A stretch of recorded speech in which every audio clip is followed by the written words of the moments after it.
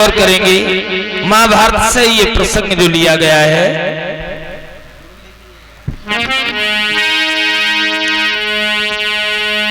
जब कुरुक्षेत्र के मैदान में महाभारत जैसा महाविनाशकारी युद्ध चल रहा था, बड़े बड़े वीर, बड़े बड़े महारथी वीर गति को प्राप्त हो रहे थे।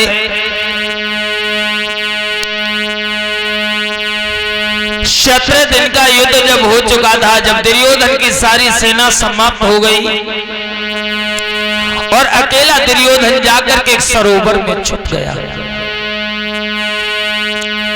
सरोवर में जब छुप गया, क्योंकि जल कीड़ा जानता था जल में ही आराम से रह सकता था, लेकिन भगवान कृष्ण पांडवों को और उनकी सेना को लेकर के उस तालाब के पास में पहुंचे। चुनौती भरे शब्द दुर्योधन को प्रयोग करने लगे पांडव, उसे तलाक देने लगे। एक बात और बताएं भाइयों, सूरवीर मर सकता है लेकिन कभी अपमान भरी बातें नहीं सुन सकता। दुर्योधन ने अंदर तालाब से ये आवाज लगाई कि पांडवों, मैं बाहर तो निकल आऊंगा लेकिन एक ही पांडव हमसे युद्ध करेगा। ये शर्त तय हो गई।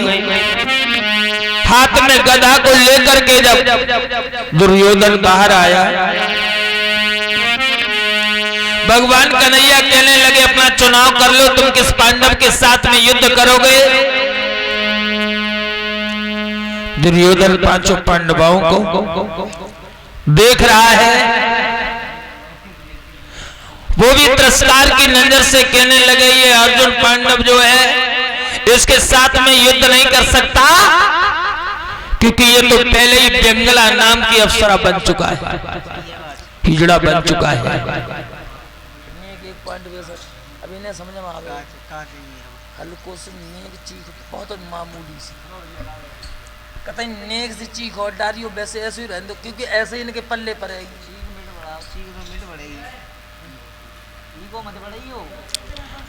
याद रहे, बाद में कहने लगा धर्मराज के साथ में भी युद्ध नहीं करूंगा, मेरी बराबरी का है तो सर पे ये भीम के साथ में मैं युद्ध करूंगा। गदा को लेकर के भीम मंगीला बढ़ा। दुर्योधन और भीम का जब युद्ध होने लगा तो भाइयों, भगवान कृष्ण इशारा करने लगे कि भीम इस दुर्योधन की जंघा पर बात करो और इसकी जंघा को चीर दो। दुर्योधन की जंघा पर भीम ने प्रहार किया। वो कौरवपति जब अपनी जिंदगी की अंतिम श्वासें गिनने लगा और कहने लगा भगवान कन्हैया से कि हे मधुसूदन, ये तो अन्याय हो रहा है, किसी निहत्थे वीर की जंघा पर वार करना ये कायरों का काम है, वीरों का काम है। और बोले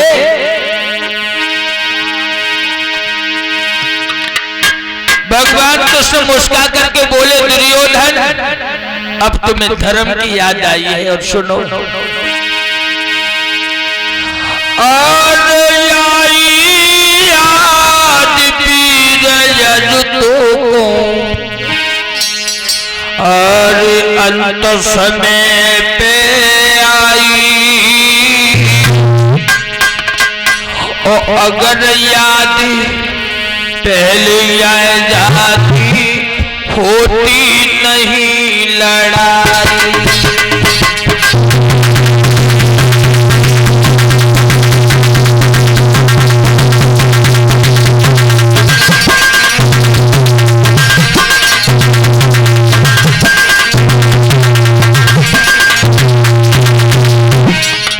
अधर्मी, अरे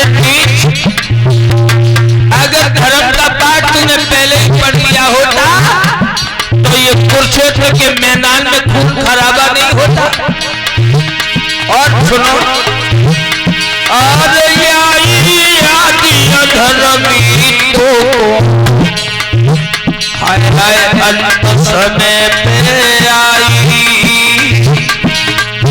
अगर याद पहले ही आ जाती होती नहीं लड़ाई।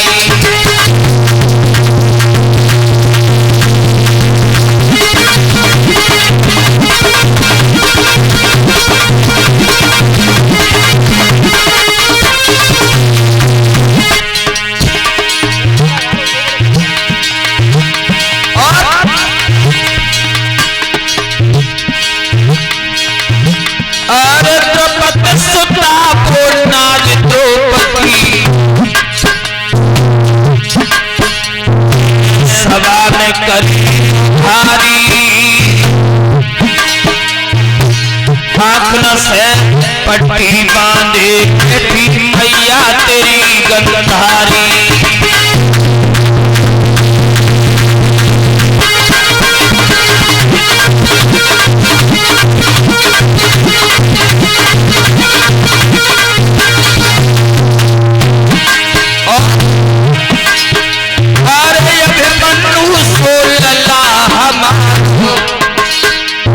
कई महारथियों ने मिलकर के जिसके निहत्ते शरीर पर प्रहार किया और कई लोगों ने मिलकर के मेरे पुत्र को मौत के घाट उतार दिया दुर्योधन। उस दिन तुम्हें धर्म की याद नहीं आई। और सुनो,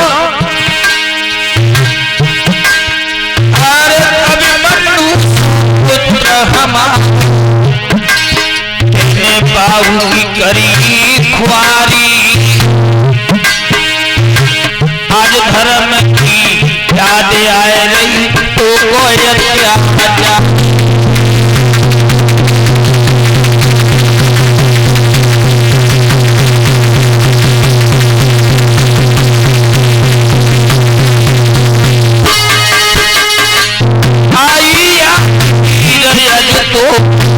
अंत समय आई।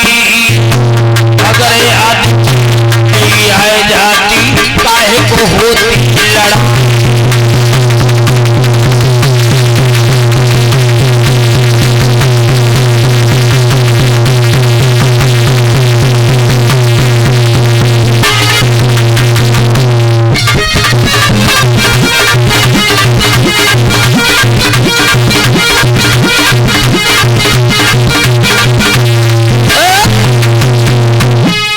याद रख लेना मेरे बंधुओं, खुले शब्दों में कहने लगा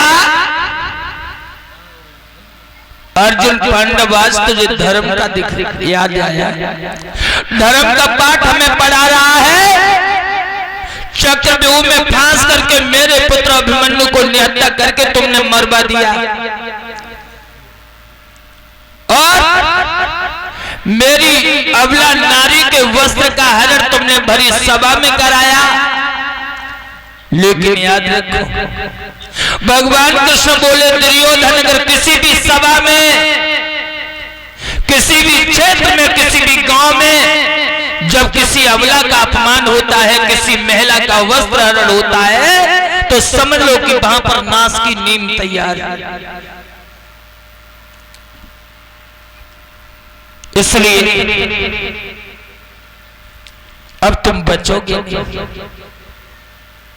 गदा का प्रहार कर करके पवन पुत्र भीम ने जब दुर्योधन को मौत की नींद सुला दिया। द्रोणाचार्य का पुत्र था जिसे लोग द्रोणी भी कहते, इसका नाम अश्वत्थामा था। अपने स्वामी को मौत के मुंह में देख करके अश्वत्थामा चला। रात्रि का समय है। मैया द्रौपदी के 5 पुत्र डेरा में लेटे हुए हैं। इस द्रोणी के हाथ में तलवार है। इस अत्याचारी ब्राह्मण ने जाकर के उन 5 बच्चों की गर्दन को धड़ से अलग कर दिया। 5 की जब गर्दन उड़ा दी और जब मैया ने अपने कलेजे के टुकड़ों को देखा, मेरे भाइयों हुआ क्या?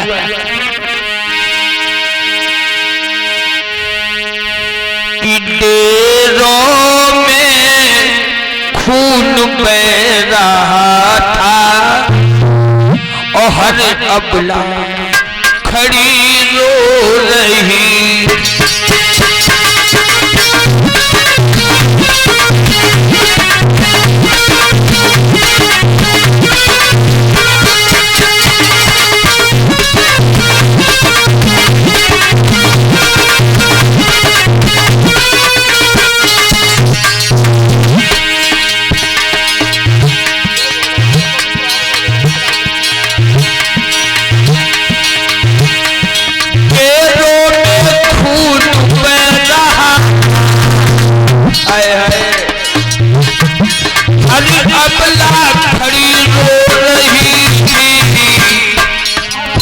लला विवेक द्रौपदी बाल बिखराए हुए लालों पे खड़ी रो रही थी।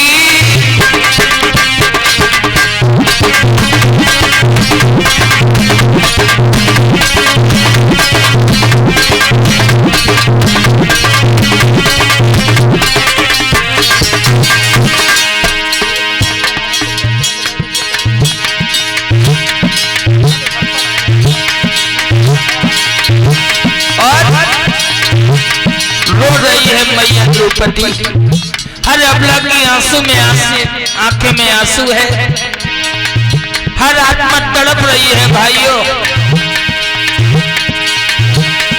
और द्रौपदी कहने लगी आओ के सब आओ आओ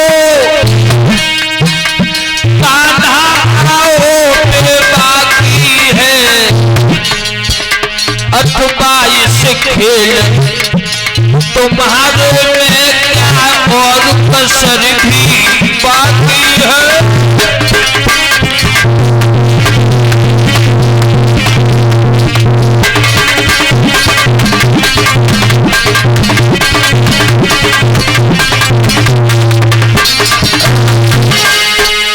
भगवान कृष्ण अर्जुन को साथ लेके आए। मैया द्रौपदी धरती में पछाड़े खा खा करके रो रही,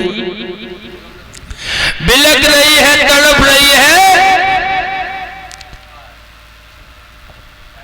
अकेला को बड़े अर्जुन पांडव कहने लगे देवी तुम धैर्य रखो।